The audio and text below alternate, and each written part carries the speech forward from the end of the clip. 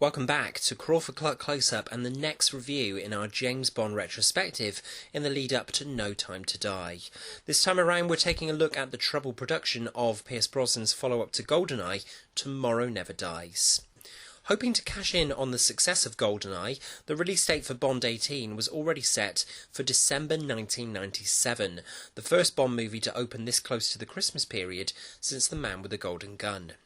As Michael G. Wilson remarked, everyone had agreed to the release date, so we had a deadline, the tightest ever. We had never been under so much pressure. We've done so many now that it's harder to come up with ideas, but writers need to realise that you start with a strong villain and a caper, and everything else follows. For the film's lead, Pierce Brosnan looked forward to returning to the character.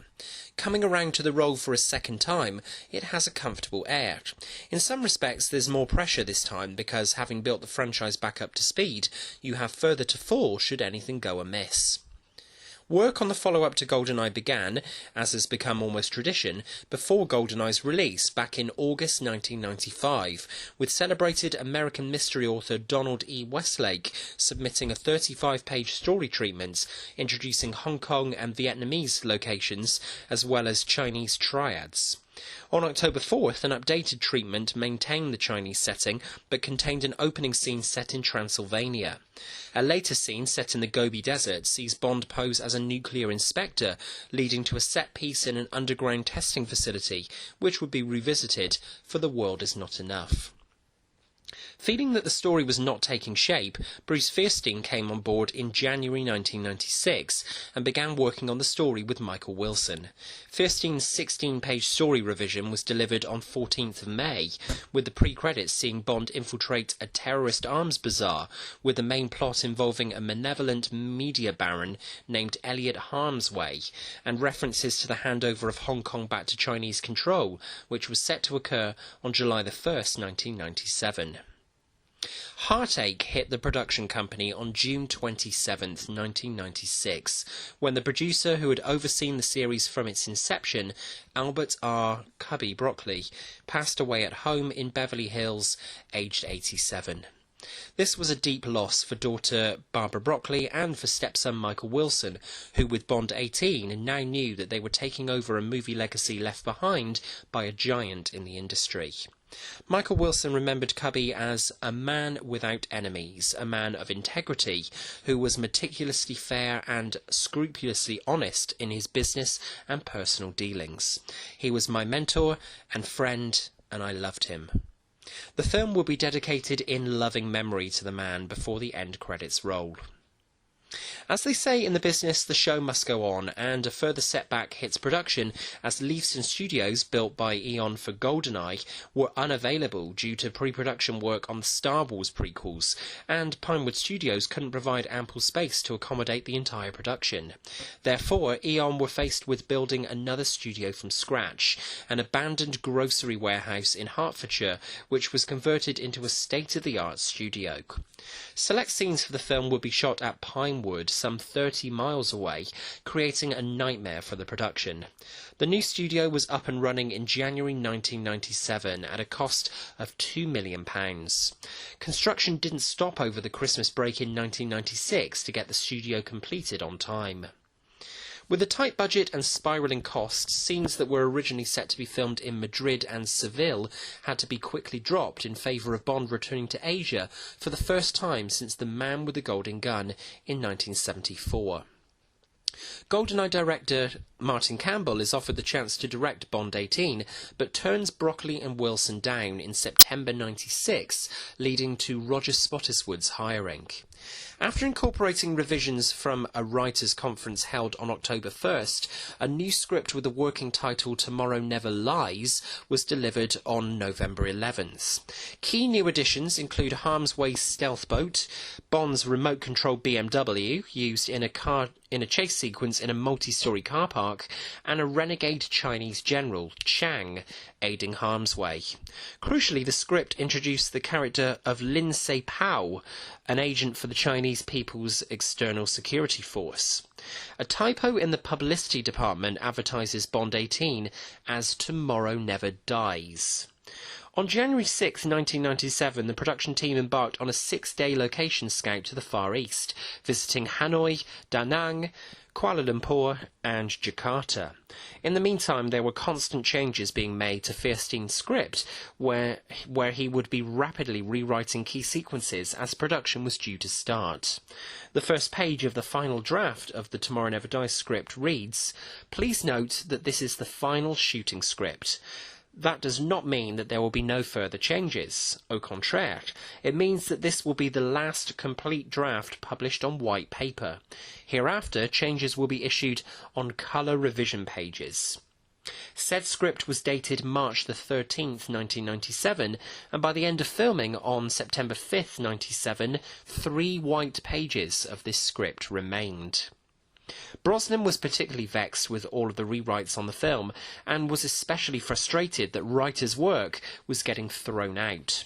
Brosnan would first read the completed shooting script on March 18th, 1997, some 2 weeks before principal photography began.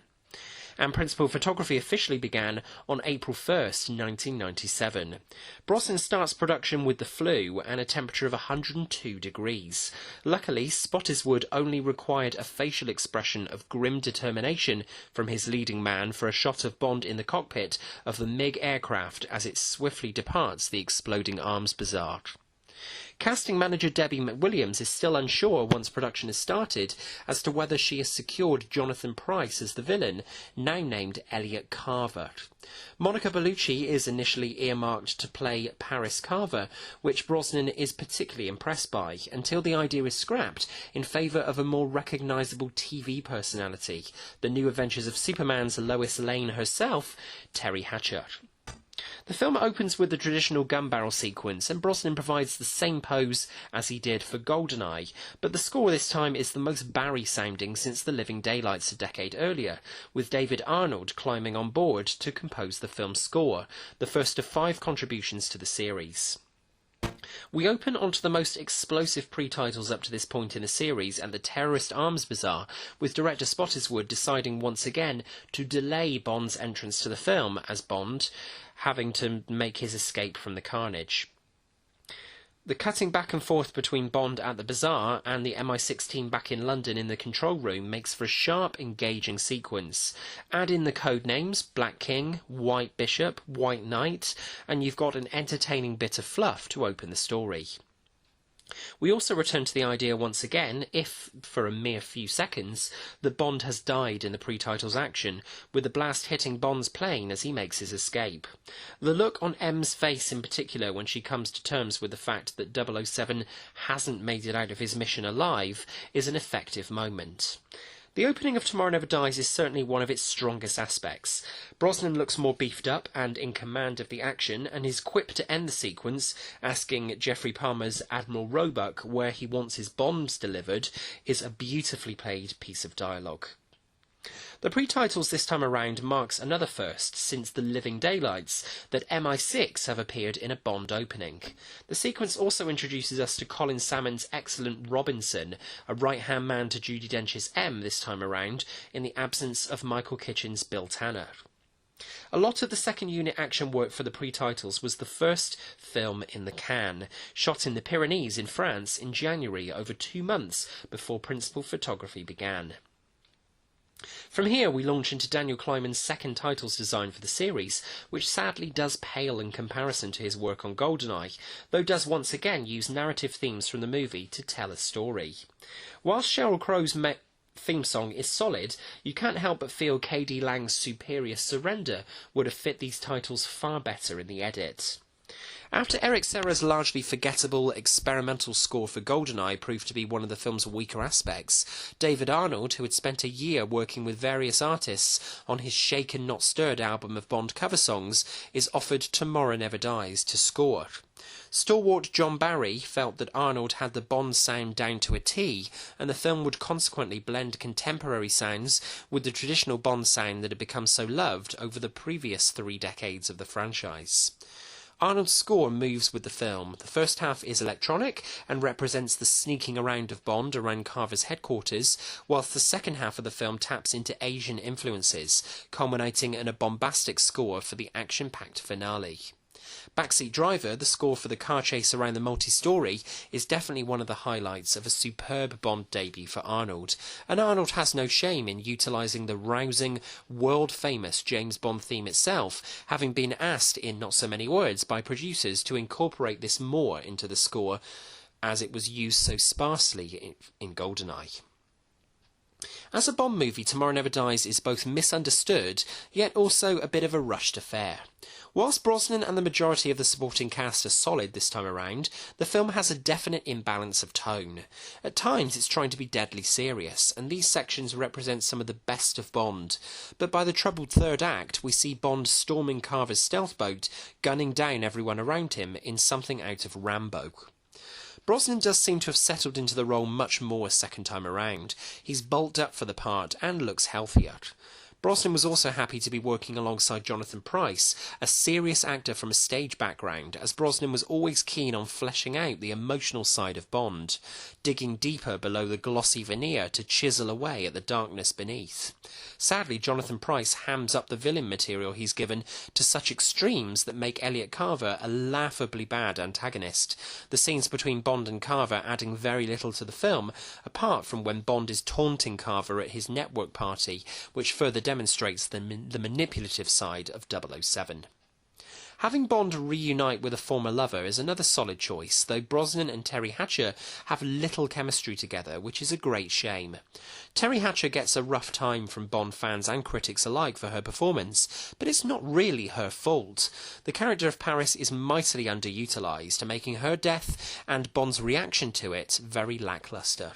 The scene where Bond is sitting in his hotel room waiting to see who Carver will send, however, is a fantastic moment that definitely demonstrates the lonely side of Bond as a character, a man who always has to think on his feet and prepare for the worst scenario.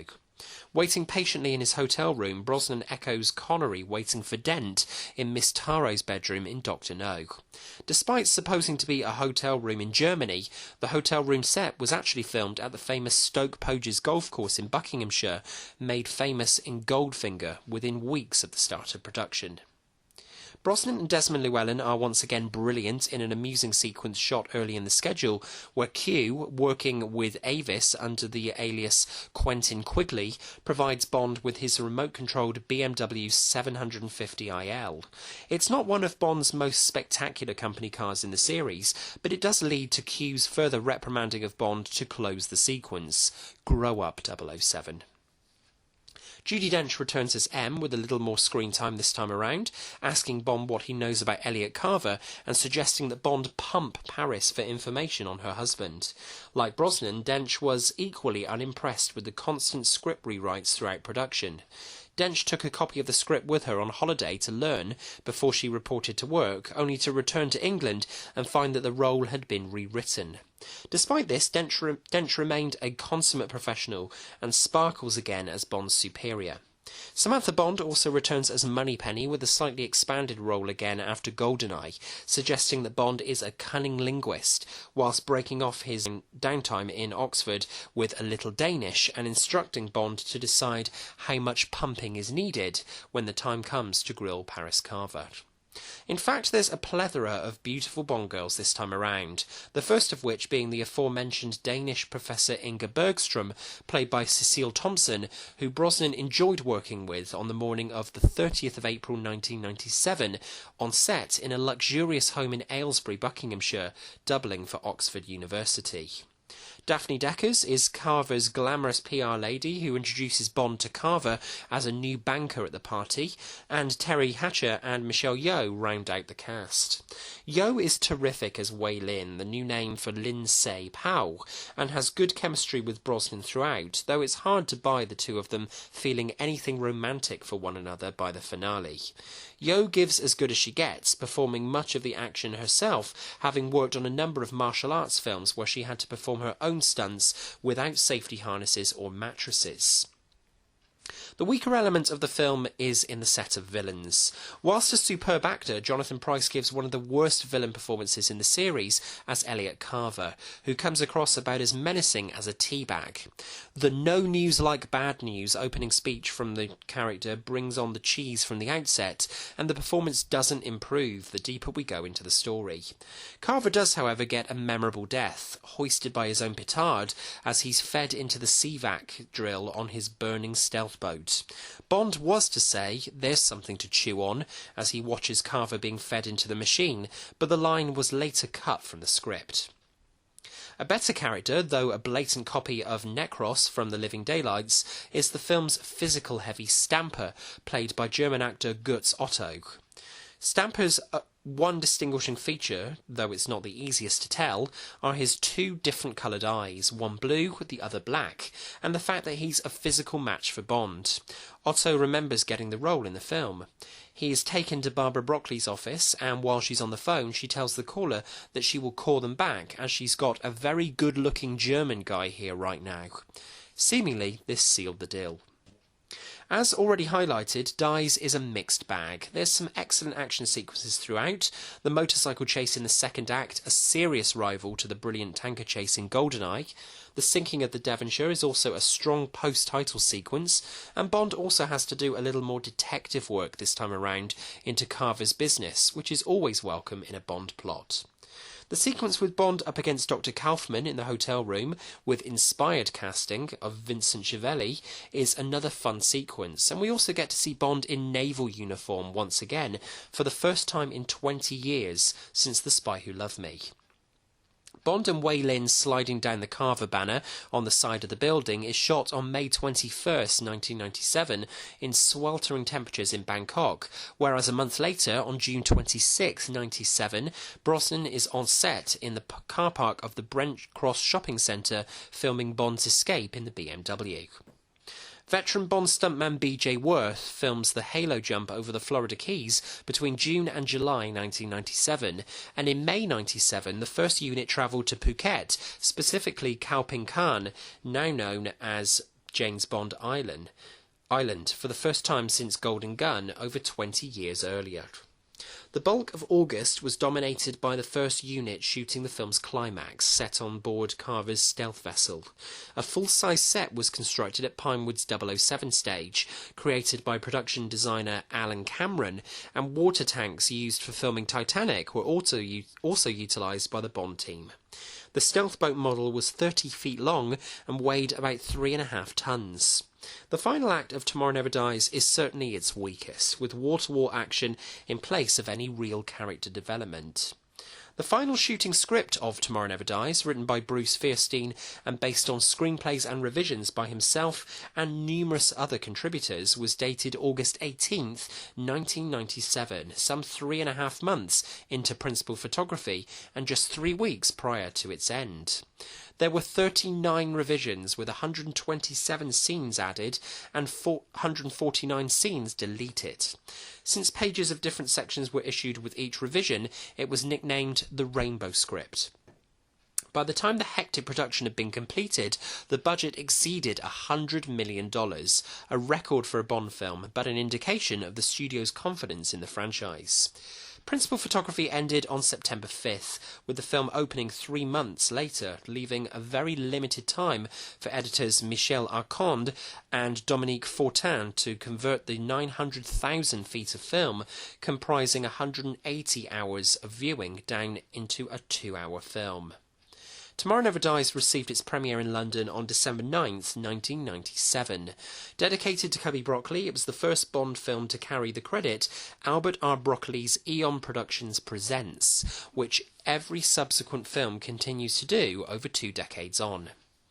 GoldenEye did not face the competition that Tomorrow Never Dies had at the box office. Titanic and Never Dies opened on the same day in the US market, but despite Titanic's monster success, Tomorrow Never Dies became the top-grossing Bond film in America, making $19 million more than GoldenEye. Its box office worldwide, however, came in just under its predecessor at $340 million. Perhaps the fact that the film was the shortest since You Only Live Twice 30 years earlier, coming in at just under 2 2 hours also accounted for the fact that it could be played more often each day in cinemas. Following up the unprecedented success of GoldenEye was always going to be an unenviable task, particularly in the same year that James Cameron launches his behemoth Titanic onto the world. But Brosnan's second outing is a pleasant surprise. The pace of the film is excellent. Brosnan seems to have found a great balance of ruthlessness and charm as 007. His wincing as Paris slaps him is great to watch and is a perfect example of the fact that even the supremely confident Bond has his fallible moments. The supporting cast are largely excellent, from Michelle Yeoh's character Wei Lin, providing Bond with one of his sharpest allies on a mission, to the superb Vincent Schiavelli, almost stealing the show in his brief performance as Dr. Kaufman, the man hired to murder Paris and Bond. David Arnold does a terrific job with the film's score, bringing Bond right up to date, whilst also acknowledging its musical heritage. Tomorrow Never Dies has its oddities, for one making Stamper a more vicious and villainous heavy than Jonathan Pryce's Elliot Carver, who comes across as a bit of a disappointment. He makes literal his line, "Words are the new weapons," and almost talks Bond into an early grave. The character of Wade, reprised from GoldenEye, also seems superfluous to the plot, merely providing Bond with the authorization to halo into Chinese territorial waters to explore the Devonshire. But there's also a lot of fun to be had with this film if you're prepared to check in your brain at the door. Ultimately, Bond's 35th anniversary is memorably celebrated on screen. Titanic may have sailed to enormous numbers at the box office in '97, but director Roger Spottiswoode gave James Cameron everything he had. They're both professionals doing a job, but at the end of the day, you don't mess with 007. 18 films in, and still going strong. From Crawford-Clark Close-Up. Take a chance on me. Sorry. So, where does Tomorrow Never Dies sit for you in your Bond ranking? Do you favour the campier outings in the series, or are you more a fan of the grittier Fleming-influenced movies?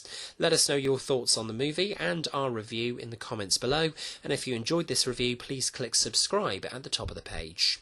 Come and find Crawford-Clark Close-Up on Facebook and follow us on Twitter. You can also drop us an email with suggestions for future reviews on the channel, crawfordclarkcloseup@gmail.com. Coming up next, James Bond will return as we say goodbye to the 20th century with a bang. In Brosnan's third outing, The World Is Not Enough. Thanks for watching, and until next time, that's a wrap.